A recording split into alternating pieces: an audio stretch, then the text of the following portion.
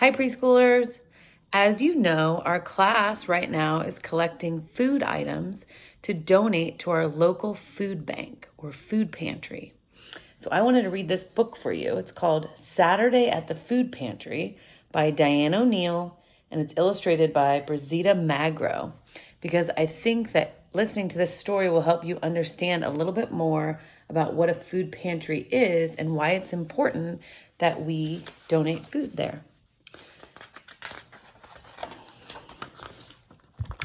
Dinner, Mom called.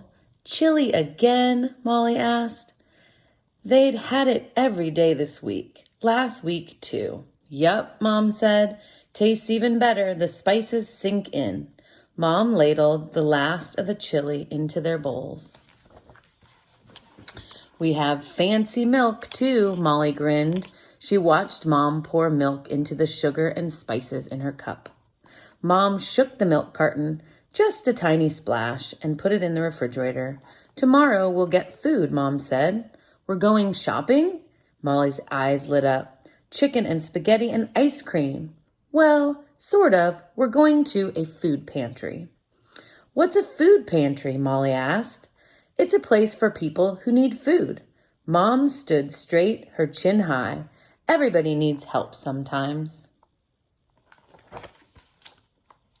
At bedtime, Mom usually made warm, fancy milk and read a story. Tonight, just a story. Molly tossed and turned, trying to sleep. Her hunger growled. The next morning, they walked to the food pantry. Why do we need to wait? Molly asked. The pantry isn't open yet, Mom said. It's only open at certain hours. Molly pulled paper and crayons out of her backpack and started drawing. Then she looked up. Look, Mom, there's Caitlin. She's in my class. Hey, Caitlin. Caitlin looked away.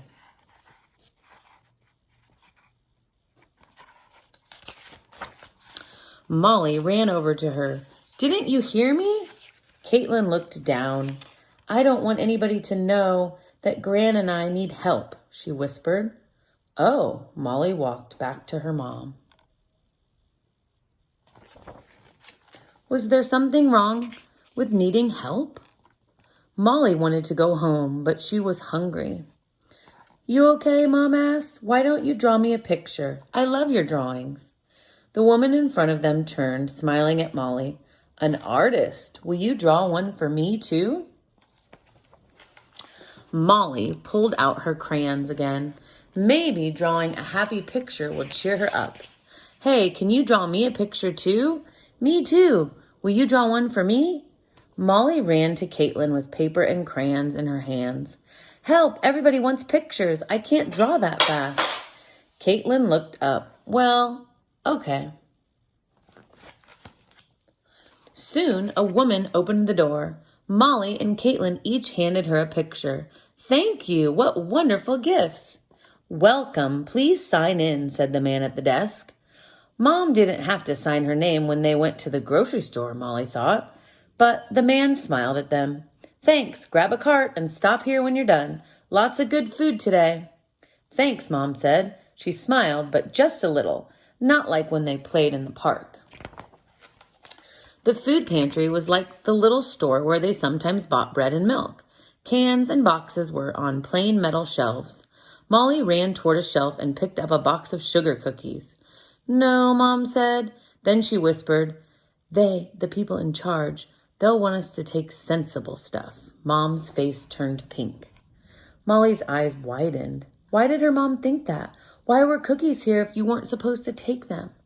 The woman at the door and the man at the desk had seemed nice. Would they really not want Molly to take these cookies? Molly swallowed her tears. She put the cookies back. They would have been good with the fancy milk. Help me put food in the cart, Mom sighed. Just like Caitlin, Mom looked like she wanted to be invisible. But none of them were doing something wrong. Everybody needs help sometimes, Molly whispered to her mom. Remember? Her mom smiled. You're right. Molly pointed to a sign of a huge bin of fruit.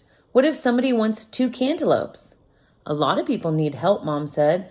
They have to make sure they have enough food for everybody who comes here. Molly and Mom put oranges and a cantaloupe in their cart. Mom handed Molly cans of corn, tomatoes, and peaches, bags of red beans, pinto beans, and brown rice, a loaf of wheat bread, a box of oatmeal, and a bag of sugar, spaghetti noodles, sauce, and grated cheese, raisins and tuna, and peanut butter too. Mom reached for a big box of powdered milk. We'll have fancy milk tonight. They checked out at the desk. The man pointed to the wall. Ooh, Molly ran to Caitlin. Come here, look. Molly's rainbow sparkled. Caitlin's elf grinned. It was a sad mood. I was in a sad mood, the man said. Your artwork helped, so thank you. He put their groceries into bags. Then he handed Molly's mom a box of sugar cookies. Saw your little girl looking at these. She can have them if that's okay with you, ma'am. Mom had a funny look, almost like she wanted to cry. She nodded, thank you. Everybody deserves a treat, the man said. Enjoy. Molly and Mom walked home. They each carried a bulging bag. Molly! She looked around and saw Caitlin and her gran. I don't know you live so close, Mom said to Caitlin's gran. How nice. We're neighbors, Caitlin's gran said. I keep looking for work. They closed the factory, Mom said. I've been sick, said Caitlin's gran. We got lots of yummy food, Molly said. Did you? Yeah, Caitlin shrugged. I just wish we didn't have to come to the food pantry. Molly said, but everybody needs help sometimes. And we helped. We cheered people up. Caitlin grinned. We did, didn't we? I have an idea. Let's have lunch together, Molly said. Yes, Caitlin agreed. And we have dessert, Molly said. The man at the pantry gave me sugar cookies. There's enough for all of us. Let's eat. And they did. Molly and her mother are right. Everybody needs help sometimes. There should be no shame in turning to a food pantry during a time of need. Children all need nutritious food to grow, learn, and thrive.